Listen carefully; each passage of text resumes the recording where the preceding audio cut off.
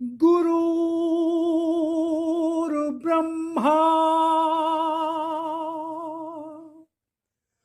गुरुर्विष्णु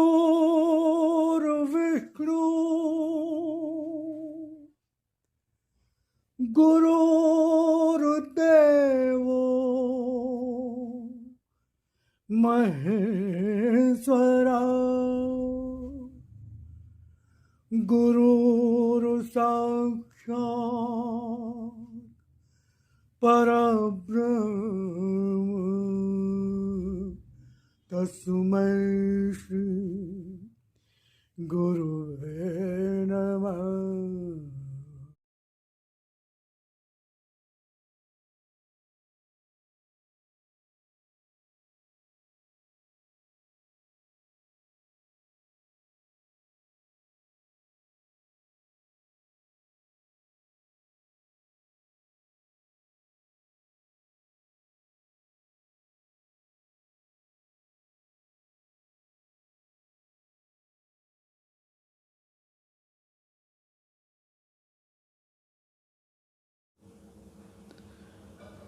ॐ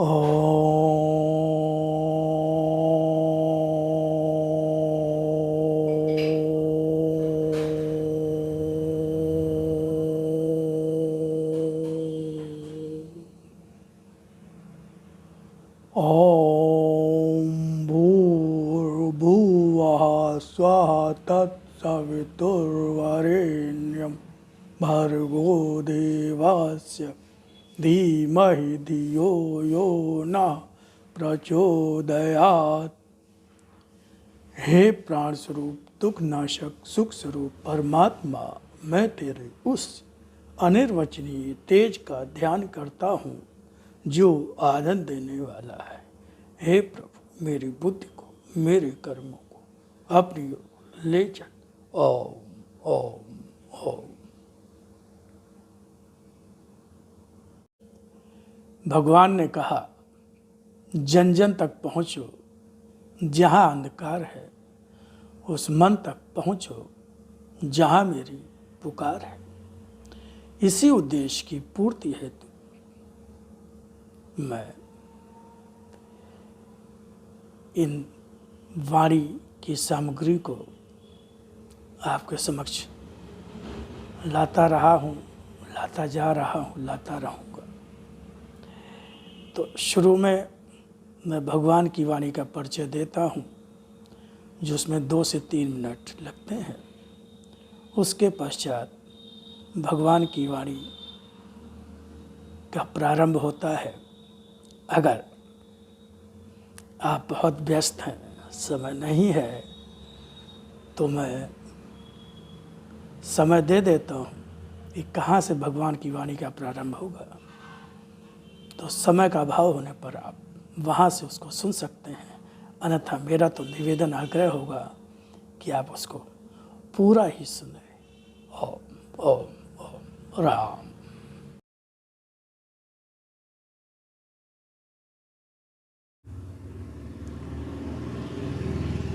स्वयं भगवान की वाणी और अपने लिप रूप दर्शन के संबंध में क्या कहा, पहले उसको सुने, फिर आगे भगवान की वाणी को और सुने। वाणी को समझो, उसके एक एक अक्षर में अर्थ भरा है। कोई भी शब्द, कोई भी अक्षर मात्र भाषा का खेल नहीं, यह शक्ति है। वाणी है मेरी, जिसका रूप साधारण नहीं, जिसकी प्रामाणिकता को तलाशने अन्य कहीं नहीं जाना होगा। फिर भी उसके अक्षरों में मेरी वाणी का विश्वास लेकर, उसके रूप में मेरी शक्ति के दर्शन का विश्वास लेकर ही डूब जाना होगा। तभी पहचान सकोगे मेरी, तभी पहचान पा सकोगे मेरी, तभी पहचान पा सकोगे मेरी। इसी तरह आज भी तुम्हारा आराध्य भगवान ने जिस तरह से भगवान श्री राम, भगवान श्री कृष्ण आए और उन्होंने असत्य धर्म का नाश किया। जब प्रभु श्री राम आए तो रावण मारा गया। जब भगवान श्री कृष्ण आए तो कंस और उसके सारे संगी साथी मारे गए। इसी प्रकार भगवान कर रहे हैं, इसी तरह आज भी तुम्हारा आराध्य फिर आया है तुम्हारे सामने। इसका रूप आज है वही जो पहले भी और सदा से ही पिता के रूप में, भगवान के रूप में कहते और पुकारते रहे हो अपने कष्ट भरे क्षणों में। और इस रूप में भी दर्शन जो मेरा है उसका प्रयोजन भी वही है। लिप रूप में मेरी शक्ति का यह दर्शन किस तरह सारे युग का असत्य और धर्म समेटकर सत्य और धर्म का प्रतिष्ठापन करता स्वयं ही देखना। तो ये भगवान ने अपने जिस रूप में वाणी आई उसको भगवान ने अपना लिप रूप दर्शन कहा, और फिर उसी का हिंदी अनुवाद उसको भगवान ने अपना भगवान की वाणी कहा गया, जो भगवान ने उसको अपना शक्ति रूप दर्शन कहा। अब आगे सुनिए भगवान की वाणी बहुत ध्यान से।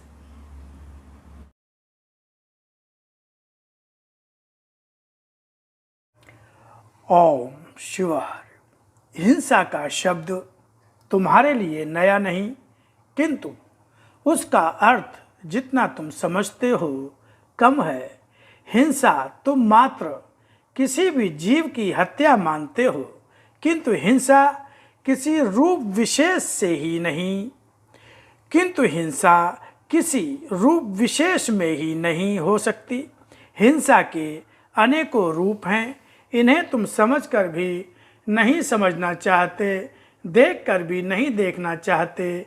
यदि हिंसा केवल हाथ पैरों से नहीं, मन से भी होती है, वाणी से भी होती है, आत्मा से भी होती है। मनुष्य जब मन में चोट खाता है किसी के शब्दों से, किसी के दुष्कर्म से, तब भी वह तिलमिलाता है, धीरे धीरे मरता है, और उसका यह मरना, तुम्हारा यह मारने का प्रकार हिंसा ही बन जाता है। इससे अगर बचना चाहो तो ऐसा कुछ मुश्किल नहीं है कि बच नहीं सकते।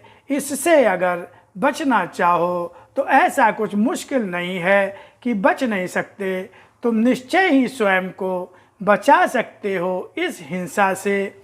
यह अर्थ नहीं है मेरे कहने का कि तुम स्वयं को इस हिंसा से बचाने के लिए इतना संयमित जीवन बना लो कि वह हरेक के आगे झुक जाए, हरेक के अच्छे बुरे आचरण के प्रति समर्पित हो जाए और स्वयं को ही हिंसा का पात्र बना दे। स्वयं को हिंसा का पात्र भी न बनाओ। अगर जीवन में ऐसा क्षण आता है जो तुम्हारा अनिष्ट कर सकता है, उस क्षण का प्रतिकार करना तो आवश्यक होगा। वह क्षण किसी भी रूप में आए, किंतु उस क्षण को झेलने से पहले अहिंसा का, हिंसा का विचार आवश्यक नहीं। जब वह क्षण मानवता की सीमाएं तोड़कर ही आता है तो तुम स्वयं ही मानवता की सीमाओं के बाहर हो जाते हो। तुम्हें वह सीमा तोड़नी तो नहीं पड़ी। आत्मा की हत्या जो तुम प्रतिपल करते हो वह भी हिंसा ही है, क्योंकि उसको मारकर तुम अपनी मानवीय दुर्बलताओं को पोषित करना चाहते हो। मानवीय दुर्बलताएं तुम्हारी भावनाओं से जन्म लेती, बढ़ती और पोषित होती हैं। दुर्बलता उसी समय तक दुर्बलता नहीं रहती, दुर्बलता उसी समय तक दुर्बलता नहीं रहती जब तक आत्मा जिंदा रहती है।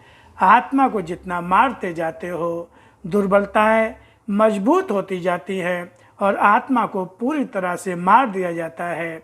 और आत्मा ही केवल जो तुम्हारी अमानवीय चेष्टाओं से तुम्हें रोकती है, चुप हो जाती है, तुम्हें तुम्हारे भाग्य पर ही निर्भर कर देती है।